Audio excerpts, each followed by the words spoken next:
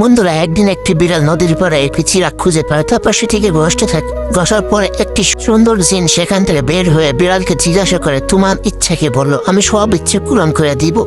বিড়াল খুশিতে বলে, আমাকে একটি রাজপুত্র করে দাও। তারপর সে রাজপুত্র হয়ে মাংস খেতে থাকে। তারপর সে মাছ খায়। মাছ খেতে খেতে অনেক আনন্দ করে। মাছ খাওয়া শেষ হয়ে গেলে সে শরবত পান করে এবং মনে মনে অনেক কিছু ভাবতে থাকে। তারপর সে আবার মাংস খায় এবং অনেক জোরে জোরে হাসতে থাকে।